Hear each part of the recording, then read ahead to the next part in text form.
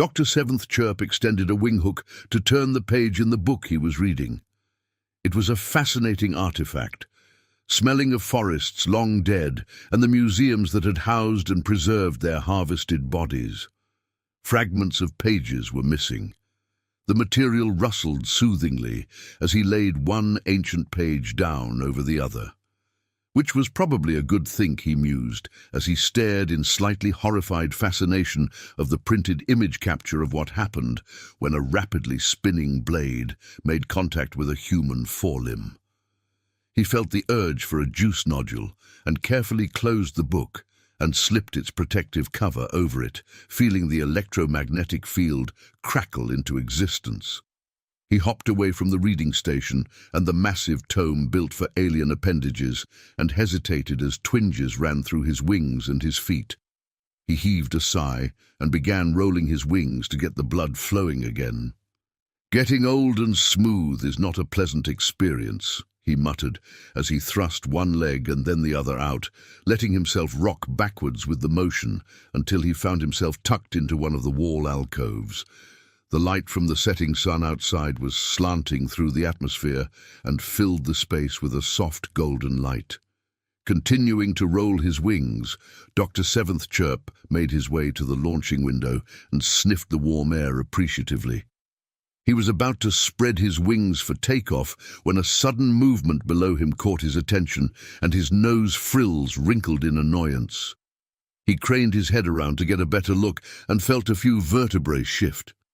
"And what are you hiding, my massive mammalian friend?" he muttered.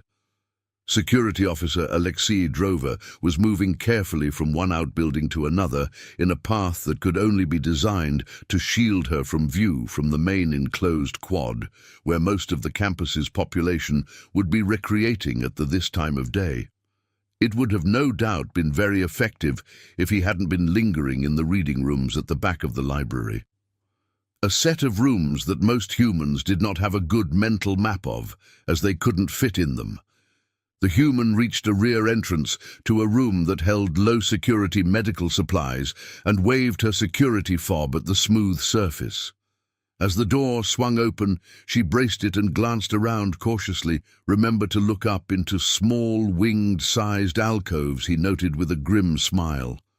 As she did this, her hand holding the fob dropped as one massive leg folded up and she vigorously scratched at her shin, grimacing in both anger and pain before slipping into the storage room. "I doubt she will be in there a short time," Dr. Seventh Chirp muttered as he debated approaching the door from outside. His fob did have the proper clearances, but opening that door would instantly alert Drover to his presence, and furthermore would not give her time to properly begin what she was doing. Instead, he chose to hop leisurely along an inner path of the building until he found a much smaller door that led into the pathway that wound around the inner ceiling of the space. Drover had apparently gotten access to the large cold packs. One was laying across the bare skin of her right leg. The adhesive bandages. She was currently applying one to a snout-sized lesion on her left leg, and a good-sized tube of antibiotic cream.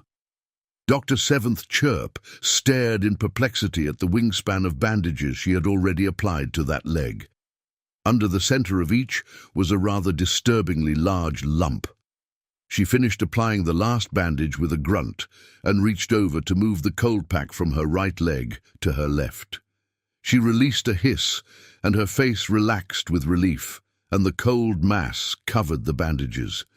Dr. Seventh Chirp examined the newly exposed, chilled skin with growing irritation. A curved line of welts ran from Drover's toes up her pale skin in bright red dots, ending about halfway up her shins.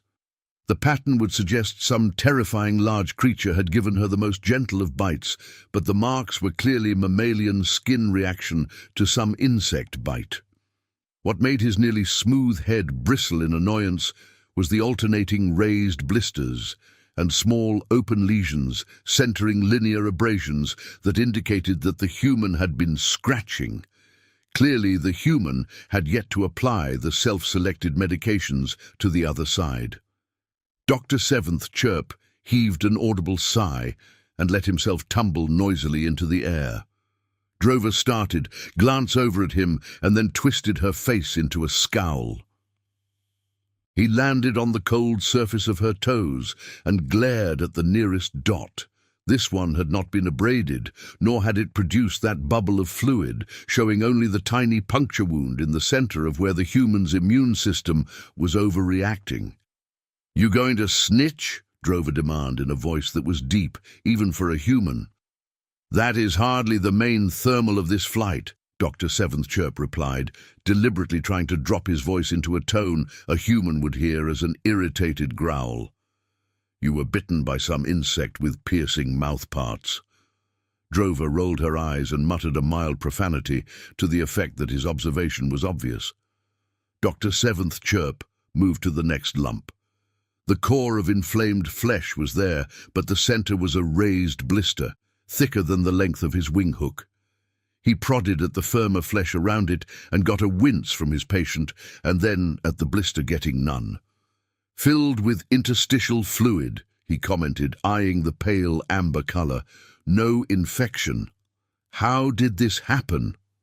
"My foot wraps," Drover growled, shifting the leg he was perched on, but not enough to dislodge him, so he ignored the movement. He stared calmly into the wide, concentric circles of her eyes, letting the back depths of his own convince her to keep talking.